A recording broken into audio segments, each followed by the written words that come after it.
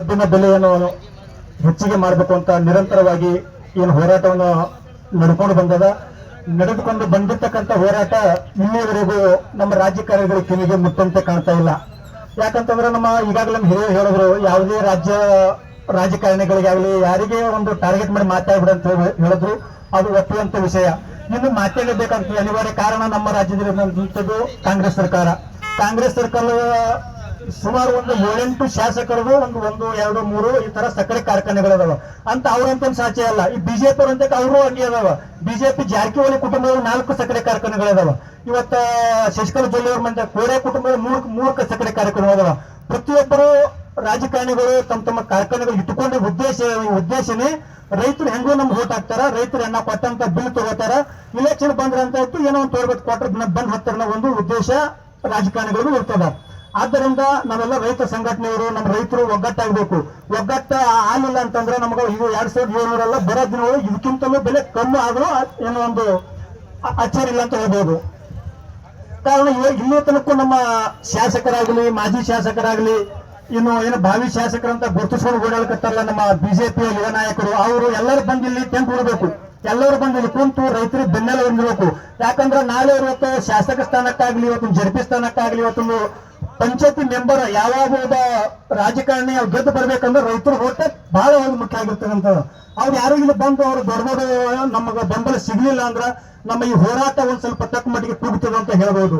ಯಾಕಂದ್ರೆ ಸರ್ಕಾರದ ನಮ್ಮ ಧ್ವನಿ ಸರ್ಕಾರಕ್ಕೆ ಮುಟ್ಟಿಲ್ಲ. ಸರ್ಕಾರಕ್ಕೆ ಮುಗಿಸೋದಂತವ್ರು ನಮ್ಮ ತಾಲೂಕಿನ, ನಮ್ಮ ಜಿಲ್ಲೆಯ ಪ್ರತಿನಿಧಿಗಳು.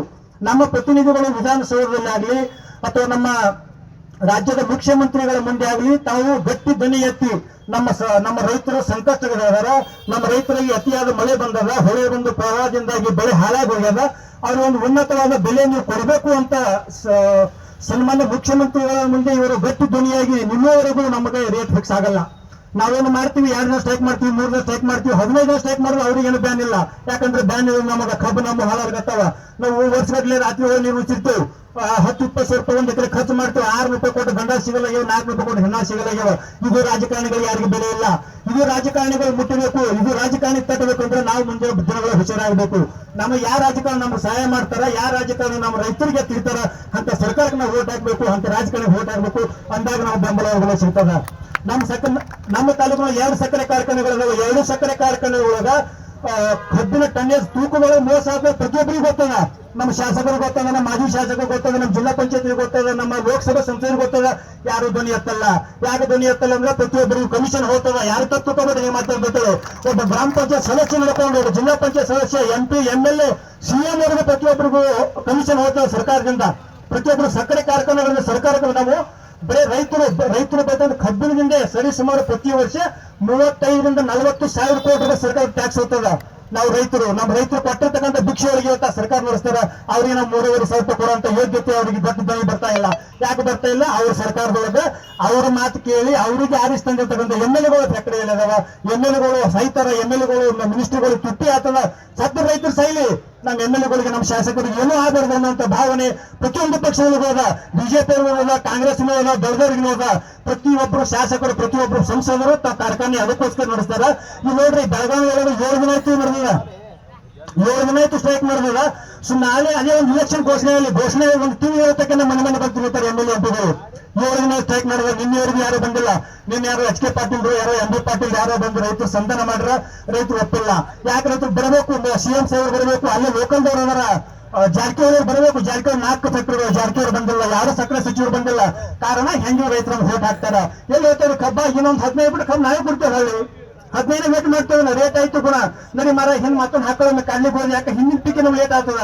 ಹೋಗ್ಲಿ ಕೋಟಕ್ಕೆ ಕಬ್ಬು ತೆಗಿ, ಕಾಡ್ಲಿಗೆ ಹೋಗಿ ಹಾಕಮ್ಮಿ, ನಮ್ಮ ಕಬ್ಬು ಕೆಲಸಮ್ಮಿ ಅನ್ನುವಂತ ಭಾವನೆ ರೈತರು ಅತ್ಯಂತ ಮೂಡ್ತದ.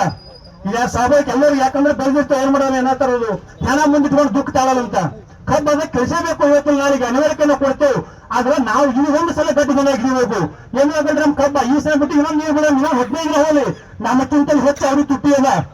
ಅವರು ಲೇಬರ್ಗಳಿಗೆ ಪಗಾರ ಕೊಟ್ಟಿರ್ತಾರ, ಗಾಡಿಗಳು ಅಗ್ರಿಮೆಂಟ್ ಕೊಟ್ಟಿರ್ತಾರ, ಸಿಬ್ಬಂದಿಗಳು ಕೊಟ್ಟಿರ್ತಾರ.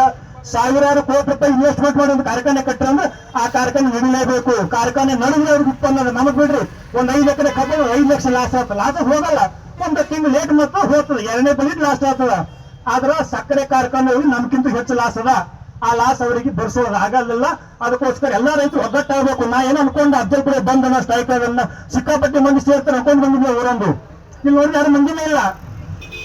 ರೈತರು ಇಷ್ಟೇ ನನ್ನ ತಾಲೂಕಿನಾಗ ನನ್ನ ಅಂದಾಜ ಯಾರು ಮಂದಿನೇ ಇಲ್ಲ. ಸುಮ್ಮನೆ ಒಂದು ಊರೇ ಒಂದು 4 ಮಂದಿ ಬಂದು 1000 ಮಂದಿ ಸೇರೋ ಮಾತ್ರ ಎಲ್ಲ ಕತ್ ನೋಡೋ ಒಂದು 200-300 ಜನ ಇದ್ದೀವಿ. ರೈತರು ಇಲ್ಲಿ ಊರಾಗ ಯಾರು ಖಡ್ಡೆ ಯಾರ ಬಳಿ ಇಲ್ಲ. ಒಂದು ಅಸಡ್ಡೆ ಭಾವನೆ ನಮ್ಮಲ್ಲಿ ಮಾಲಕತ್ತರ ಮಾಡಿ ತೋರಿ ಅವ್ರು ಮಾಲಕತ್ತರ ಆತ ಹೆಂಗಾದ್ರೂ 100 ರೂಪಾಯಿ ಆತ ಅದು ಬಿಟ್ಟು ಏನಾಗ್ತದ ಅನ್ನುವಂಥ ಭಾವನೆ ಪ್ರತಿಯೊಬ್ಬ ರೈತರಲ್ಲಿ ಬರ್ಲಿಕ್ಕತ್ತದ. ಆ ಭಾವನೆ ಬರಬಾರದು. ಈಗಾಗಲೇ ಪರಮ ಪೂಜ್ಯ ಶ್ರೀಗಳ ಮೆರವಣಿಗೆಯೊಂದಿಗೆ ರೈತರ ಸಂಘದವರು ಕೂಡ ಇಲ್ಲಿ ಆಗಮಿಸ್ಕೊತಾರ. ಎಲ್ಲರೂ ಕೂಡ ರೈತರಿಗೆ ಬೆನ್ನೆಲುವಾಗಿ ನಿಂತು ಈ ರೈತರಿಗೆ ಒಂದು ಬೆಂಬಲ ಬೆಲೆ ಸಿಗೋವರೆಗೂ ನಾವೆಲ್ಲರೂ ಹೋರಾಟ ಮಾಡೋಣ ಅಂತ ಹೇಳ್ತಾ ವೇದಿಕೆ ಮೇಲೆ ಮಾತನಾಡಲು ಅವಕಾಶ ಕೊಟ್ಟಿರ್ತಕ್ಕಂಥ